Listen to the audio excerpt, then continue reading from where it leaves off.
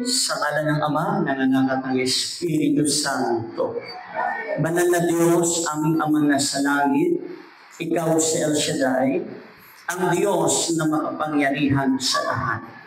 Ang Diyos na may likha ng langit at ng lupa. Ang Diyos na tumawag at pumili sa amin. Ang Diyos na nagbigay sa amin ng napakalaking biyaya na mapaglingkuran ka. Napakabuti mo, O Diyos, at wala kang katulad. Wala kami, O Diyos.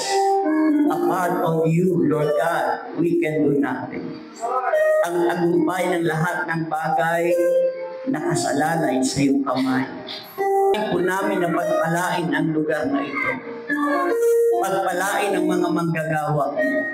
Pagpalain silang patuloy na dumadalo at silang patuloy na naglilingkod sa iyo. Higit sa lahat, pagpalain ang mabuting balita.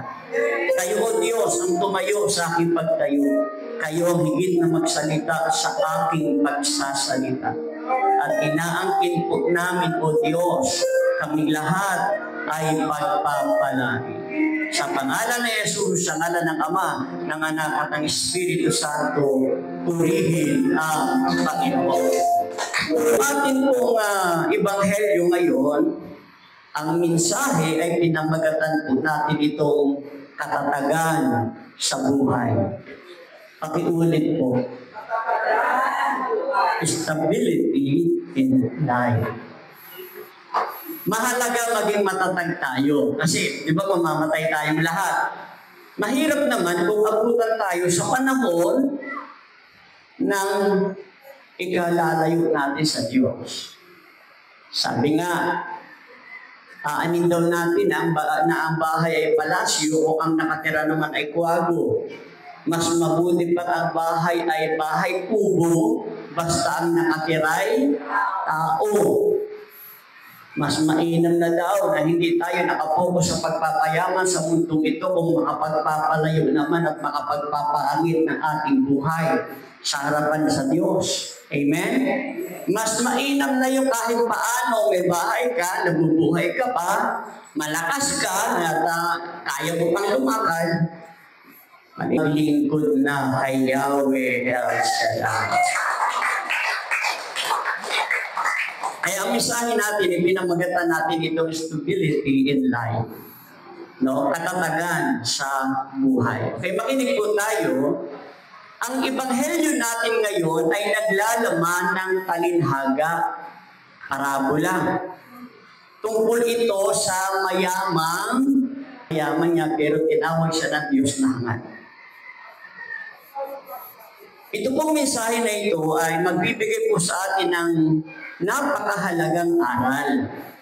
Tungkol po yan sa pagiging matatag sa buhay sa pamamagitan ng pag-iwas. Sabihin niyo po, pag-iwas. Pag-iwas sa kasakiman at pagkilala naman sa tunay na kayamanan. Narito po ang mga ilang paraan paano po natin o paano ito makakatulong sa atin ang ebanghelyo upang ganap tayong maging matatag sa buhay natin na mga naglilingkod.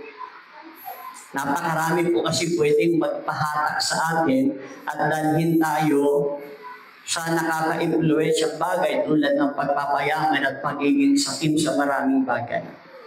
Number 1, upang tayo ay maging matatag sa buhay paglilingkod, number 1, pag-iwas sa kasakiman. Pakiulit po. Avoiding greed. Ang mensahe na ito, gustong sabihin sa atin na umiwas tayo sa pagiging sakim. Ayon po sa parabola, ang mayamang tao ay nag-ipon. Nag-ipon po siya ng malaking kayamanan. Ngunit, hindi naisip ang kanyang spiritual na kalagayan. Yun ang delikado sa atin. Pag tayo ay yumaman at napakarami na nating padudukot sa bulsa, hindi na natin masigit na mapapahalagahan ng nararapat ang espiritual. Itinuturo ng Panginoon na ang buhay ng tao ay hindi nakasalalay sa dami ng ari-arian. Amen? Kundi sa pagiging masaya sa kung ano ang mayroon ka. At pagbabahagi ng mga pangangailangan ng iba. Ang kasakiman ay nagdudulot ng pagkabalisa at kawalan ng kayamanan o kapayapaan. Samantalang ang pagiging kontento ay nagbibigay ng katatagan. Narinig niyo po yun? Ang kasakiman, kapag ang tao daw ay sakim, nagdudulot ito ng pagkabalisa. Nababalisa ka dahil kung sino yung mga nasa tabi mo, titignan mo, baka ikaw ay hold upin, hindi ka makakalakad ng mag-isa na wala kang kasama, nababalisa ka sa kayamanan mo, baka pag-interesa ng iba. Darating sa taong sakim ang kabalisahan at wala siyang kapayapaan. Samantalang ang pagiging kontento sa kung ano ang bagay na mayroon ka, ito ang magbibigay ng katatagan sa ating buhay. Purihin ang Panginoon. Sabi ko sa 1 Timothy chapter 6 verse 10, ang sabi dito ganito, sapagkat ang pag-ibig sa salapi ang siyang ugat ng lahat ng kasamaan. Dahil sa paghahangad ng magkamal ng salapi, may mga nalayo sa pananampalataya at nasadlak sa paghihirap ng kalooban. Narinig po ninyo yun? Ang talata po ito nagpapakita ng negatibong epekto ay pera. Dahil ang lahat ng punot-dulo ng maaaring ikasama ng loob at makipagpatayan ng tao ay dahil sa pera. Umaga pa lang iniisip ng pera. Dumating na ang tanghali, pera pa rin. Matutulog na lang, pera pa rin. Kaya pagising niya sa umaga, siya ay mukhang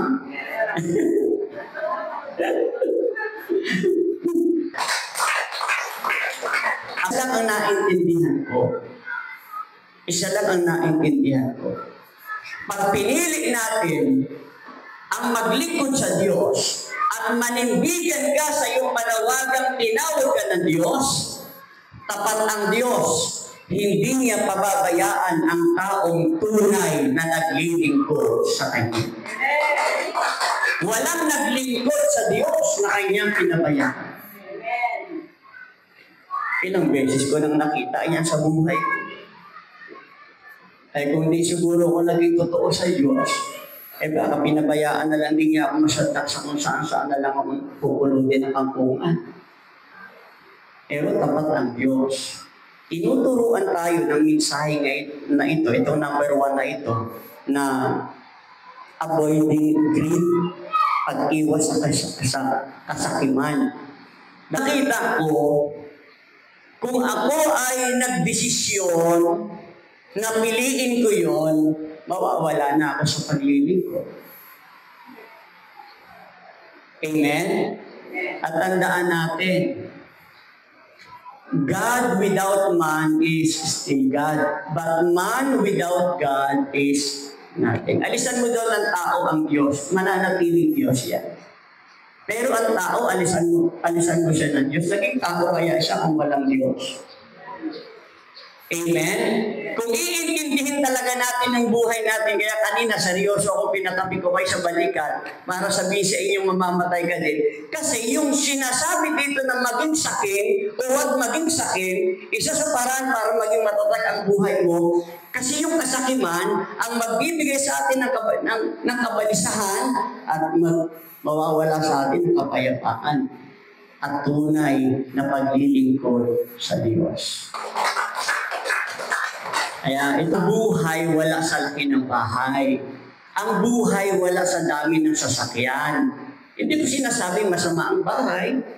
Hindi ko sinasabing masama ang sasakyan. Pero ang buhay wala yan sa ganda ng lugar kung saan ka nakakarating. Na nagsiselfie ka, pinupost mo sa Facebook. Ang buhay wala doon sa napakagaganda, napakasasarap na pagkain. Hindi ko sinasabing masama ang pagkain at kung saan lugar ka makakarating. Pero ang tunay na buhay, wala sa mga bagay sa daigdig na ito. Ang tunay na buhay, ipinaglilingkod kay El Shaddai.